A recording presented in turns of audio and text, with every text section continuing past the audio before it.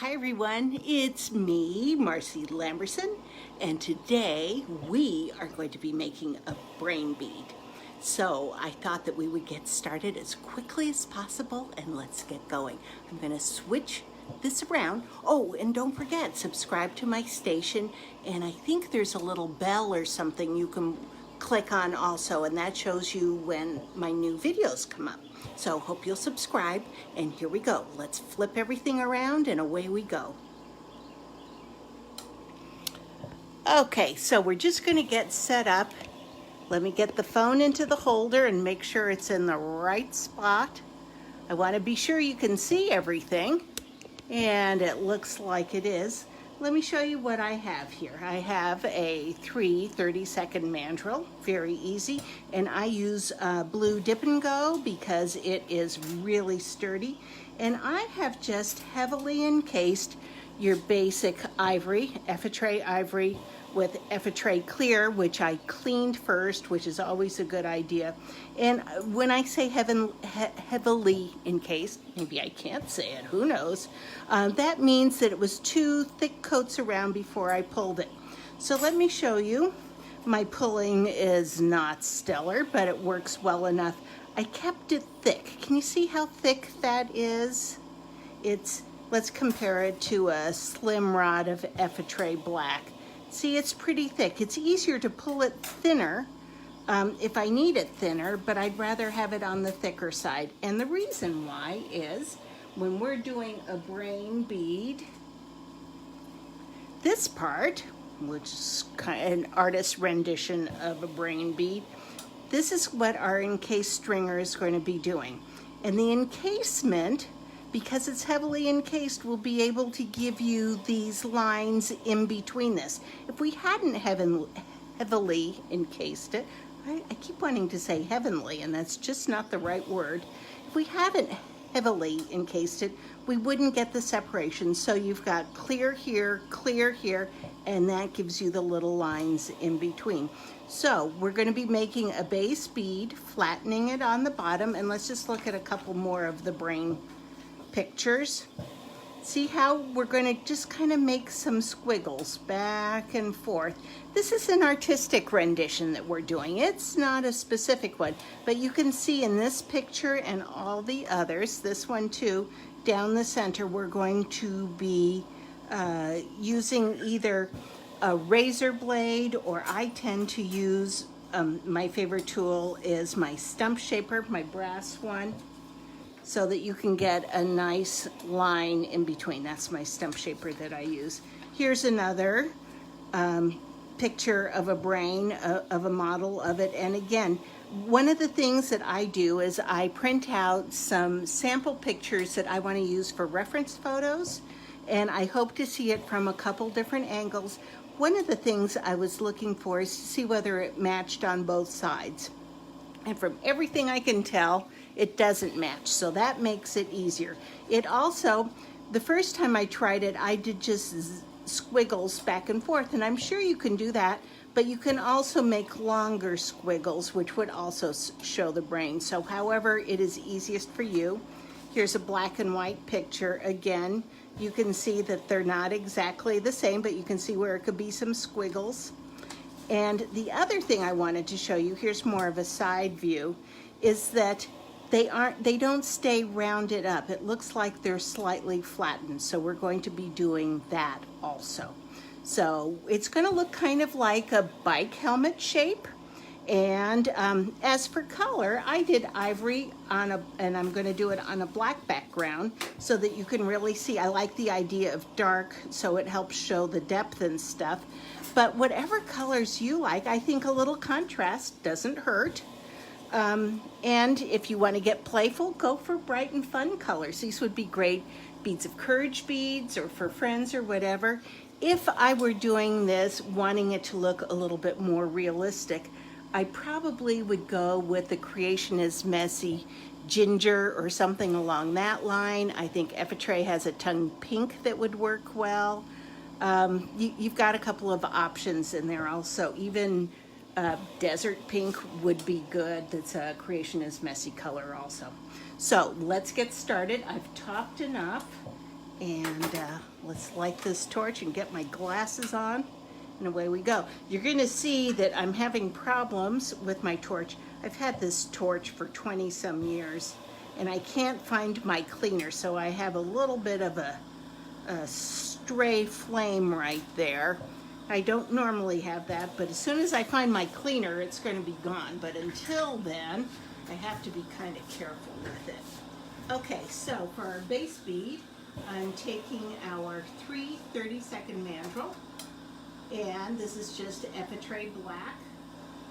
And I'm going to heat my mandrel and make a base bead, and it's going to be shaped kind of footballish. And then we're going to flatten the bottom. So one of the things to remember when you're going to flatten the bottom on a bead, it's going to spread out and become wider than it originally looks, because that glass has to go somewhere, and it goes out. And we're not going to make it huge, but think about if you accidentally pulled out your stringer thin instead of thick, maybe a smaller bead would be more in proportion to what you're doing. So think about proportions. But I say it's easier to have thick encased stringer, and then as it's warm you can always pull it out more thinly than to have it too thin, and then it's a little bit harder to get those kind of thick channels that you see in the pictures. So when I go looking for some of my reference photos, the ways that I would do it is go to Google, one of my best friends, and I would put in brain model, how to draw a brain in clay, stuff like that. I don't normally look in glass for things because I figure that's what I'm going to be doing, so I don't tend to do that, and I don't ever want to have it look like somebody else's stuff unless it's meant to, like everybody's doing something that's a very specific item, a rainbow, whatever it is. So I tend to look in other mediums, and I like artistic representations also a lot.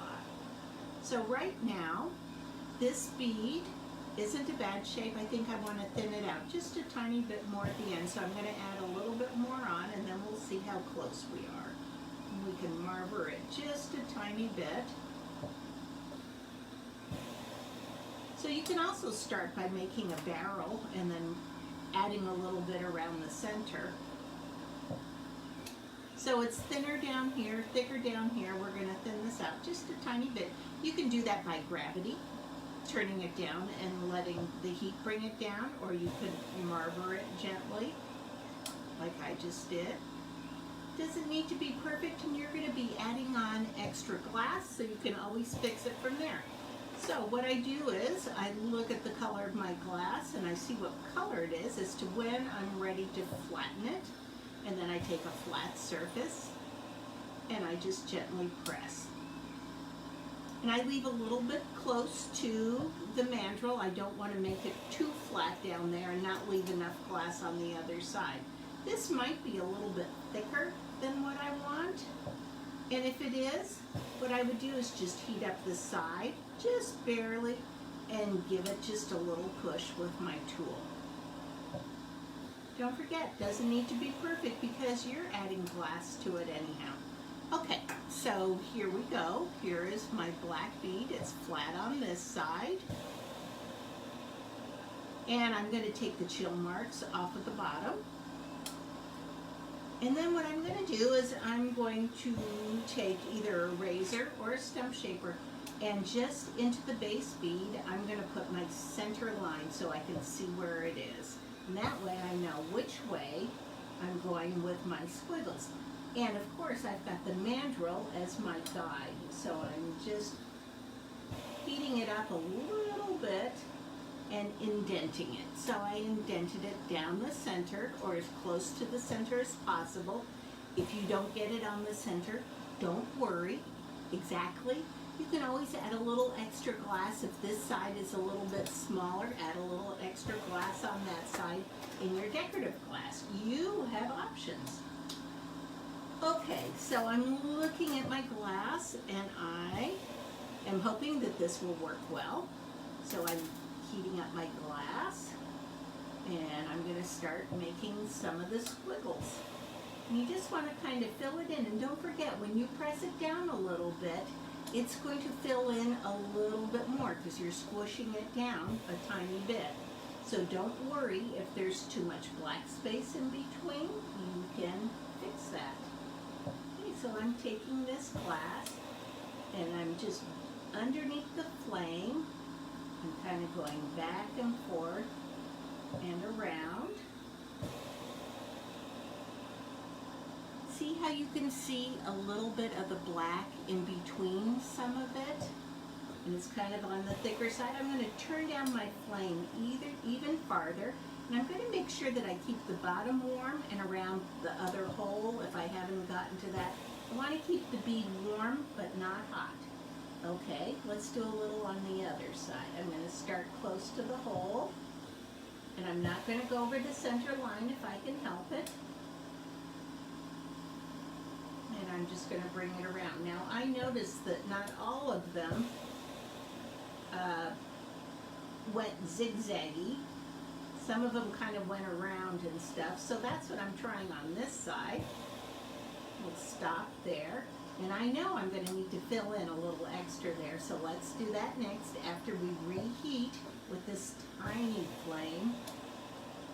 Okay, I'm going to start in there. And I'm going to fill in the center. This is only if you want to get fancy. If you want to just kind of zigzag, it's perfectly okay.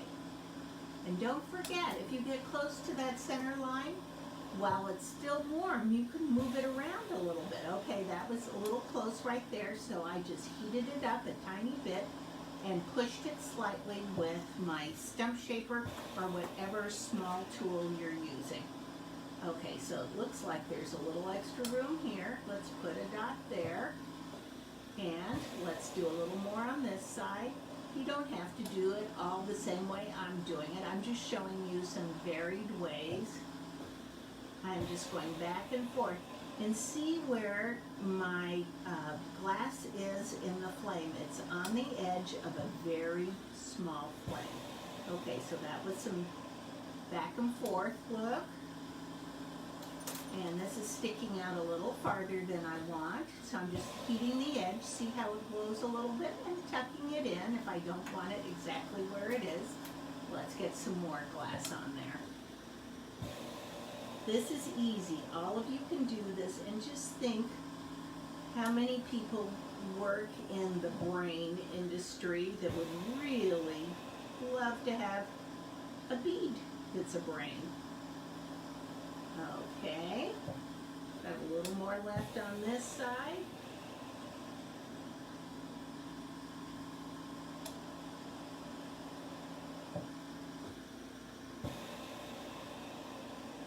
And I'm just filling in the holes a little bit and gently pressing it if it's not quite where I want it to go.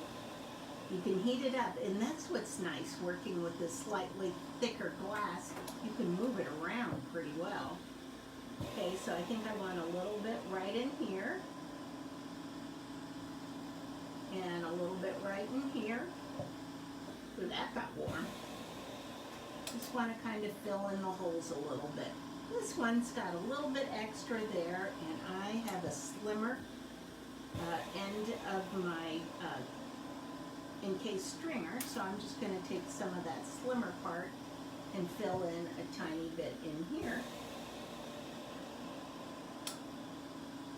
See how easy it is? Okay, so the next thing we're going to do is, remember I said we're going to push down a little bit because it looked like that's the way it went. First thing I'm going to do is I'm going to look at the bottom and I'm going to push away from the flat part. So I'm heating up just the edge here and I'm flattening it down on the bottom. And we're going to come back to this bottom again. But for now, let's just make sure it's kind of cleaned up. If it looks like it's a little bit too untidy, you can always take a stringer and make a circle around the edge. Let me show you how you do it, but I don't think you need to do it. I'm just saying that that's an option if yours is a little untidy. And I'm just barely heating up that stringer and going around in a circle. See how it looks almost like a picture frame around the edge? Here we go. Again, doesn't need to be perfect, and I'm going to heat that picture frame up. Just it. See how it just glows a little bit? And with the flat side of my tool, just pressing it down. There you go. A little tidier that way. Okay, so now still, tiny, tiny flame. I'm going to go in and just at a time, heat a tiny little bit so there's just a little bit of a glow. It's better to have it too cool and to go back than to have it too hot and have to mess with it some more. So we're just flattening it a tiny bit. I'm barely touching it, but I'm taking any peaks that are there, like this little one right here, and tucking it in with the heat. We're going to do the entire bead, and we're almost done. Now don't forget, you can take a pokey tool and move things around a tiny bit. You can make more indentations.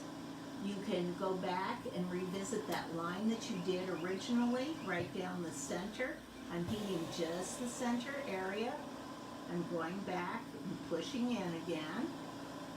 Here, we haven't quite finished pressing that down a little ways. You could take a pokey tool. Here's one of my old ones. And in a lot of the pictures, I see where I'm heating up this area so you'll be able to see. They kind of have indentations and move things around a little bit. So after it's pretty much in place, I'm just kind of pushing it a little bit. Or you can also just give it a little bit more shape this way. I'm just poking right at the seams. And it looks a little more brain-like that way. Okay? So, my friends, how easy was this? A very quick and very easy brain bead for you. Let me turn it around so you can see all of it. Oh, I forgot one thing. On the very back, how about if we take some of our stringer, we're going to heat the edge, we're going to make a little heart. So 2 dots, 1 dot. And if it's heavily encased, it's going to be harder to make a good solid dot because you got all that clear around it. And let's make this pointed so I can pull it down. Okay, so we're going to heat the dots up. And we're just going to bring them into the center to make a little heart right here. Pull one down. Pull the other one down. This one has so much clear encasement, we have to add a little more opaque glass right there. There we go. Make a little heart right there. You might just keep some of your base color without the encasement. That would make it a lot faster and a lot easier. But there you go, a little bit of a heart. 2 dots and pull it down. Okay, let's make sure our bead's warm enough. Because we're kind of playing there. Oh, story of my life. And there we go with our brain bead. Cheers to all of you. This is Marcy Lamberson. Don't forget to find me on Instagram, Facebook, and all over the place. And don't forget to subscribe. Thanks. Bye.